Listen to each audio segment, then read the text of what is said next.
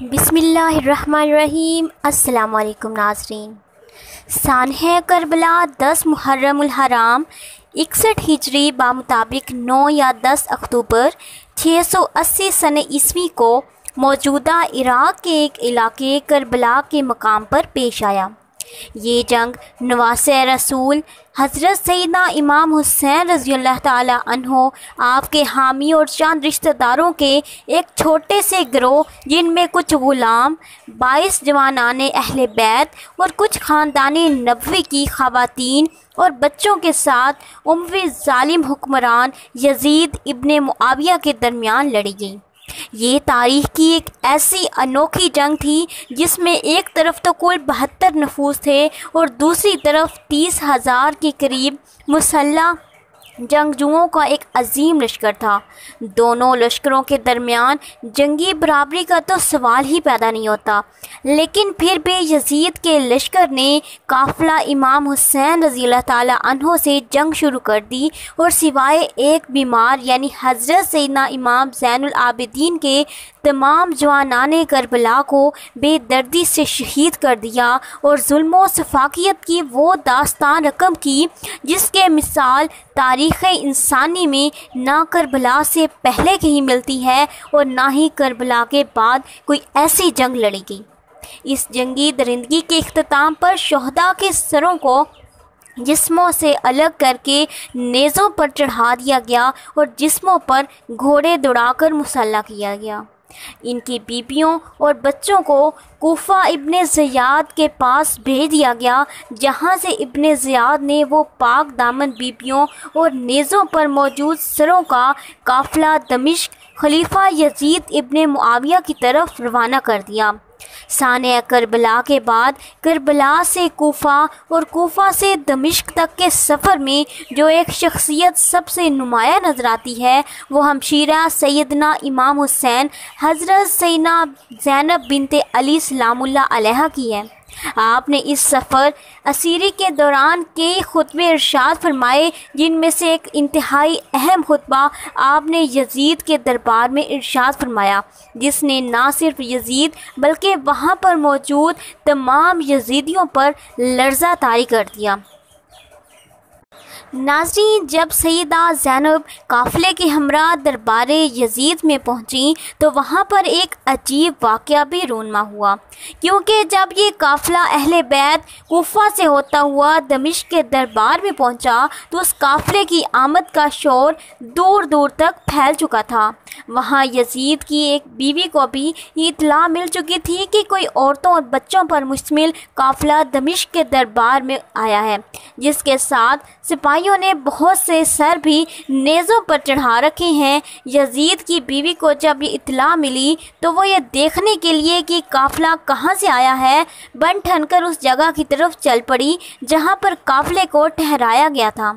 मलका को देखा तो दरबानों ने काफ़िले के बिल्कुल सामने ही मलका के बैठने का इंतज़ाम कर दिया, जहाँ यज़ीद की बीवी बैठ गई और काफ़िले वालों को देखने लगी। हज़रत सैयदा ज़ैनब सलामुल्लाह अलैहा सामने खड़ी थी। आपने यज़ीद की बीवी को देखा तो अपने आप के साथ बैठ गई।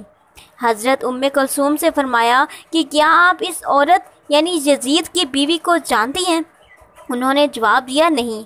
आपने फरमाया, ये हमारी कनीज़ है जिसका नाम हिंद बिनते अब्दुल्ला है। ये बात करके दोनों शहज़ादियों ने यज़ीद की बीवी को गौर से देखा और फिर अपने सरों को झुका लिया। यज़ीद की बीवी मुसलसल उन्हें गौर से देख रही थी, मगर वो उन्हें उस हालत में पहचान न सकी। बिलाखिर उससे रहा ना गया और वो आगे बढ़कर सैयदा ज़ैनब से पूछने लगी कि आप कौन लोग हैं और किस इलाके से आए हैं। सैयदा ज़ैनब सलामुल्लाह अलैहा ने फरमाया कि हम मदीना के रहने वाले हैं। यज़ीद की बीवी ने जब मदीना मुनव्वरा का नाम सुना तो चौंक उठी और पूछने लगी कि क्या आप लोग मदीना वालों को जानते हैं? सैयदा ज़ैनब ने फरमाया कि आप मदीना में किस से मुतालिक पूछना चाहती हो?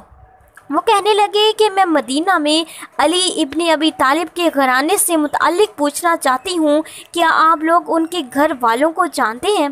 کسی زمانے میں ان کے گھر کی میں کنیز تھی۔ حضرت سیدہ زینب نے یزید کی بیوی ہند کی بات سنی تو آپ کی آنکھوں سے آنسو روا ہو گئے۔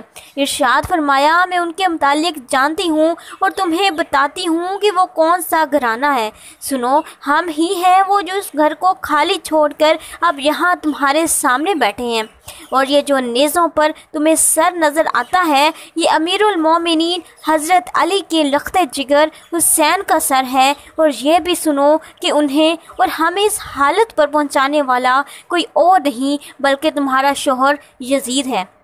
تمہارے شوہر نے تمام اہل بیت کے مردوں کو قتل کرا دیا اور صرف ایک علی ابن حسین کو چھوڑا جو تیرے سامنے بیٹھا ہے اور بیماری کی وجہ سے اٹھ بیٹھ بھی نہیں سکتے۔ اس کے علاوہ یہ بھی سنو کہ میں زینب بنت علی ہوں اور یہ میری بہن ام کلثوم ہے۔ یزید کی بیوی نے جب یہ سنا تو وہیں پر چیخو پکار کرنے لگی اور بھاگتی ہوئی یزید کے پاس پہنچی جو کہ دربار لگائے سفیروں سے ملاقات کرنے میں مشغول تھا۔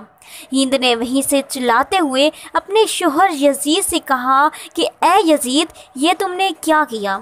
تم نے اہل بیت کے گھرانے کے ساتھ یہ کیسا ظلم کر دیا ہے، اور آپ حکم دے رہے ہو کہ نواسے رسول کے سر کو دروازے پر لٹکا دیا جائے۔ یزید بدبخت اپنی بیوی کو برہنہ سر دیکھ کر فوراً اپنی جگہ سے اٹھا اور ایک چادر اس کے سر پر رکھتے ہوئے کہنے لگا، ہاں، یہ حکم میں نے جاری کیا تھا، اب تو ان پر تم ماتم کرنا چاہتی ہو تو بے شک کر لو، لیکن حقیقت یہ ہے کہ ابن زیاد نے جلد بازی سے کام لیتے ہوئے ان کا یہ حال کر ڈالا ہے۔ ہند نے کہا کہ اے یزید، خدا تجھے برباد کرے، اپنی بیوی کو بھرے دربار میں برہنہ سر دیکھ کر تمہاری غیرت جاگ رہی ہے، لیکن رسول اللہ صلی اللہ علیہ وسلم کے گھرانے کی پاک باز عورتوں کے برہنہ سروں کو دیکھ کر تجھے شرم نہیں آ رہی؟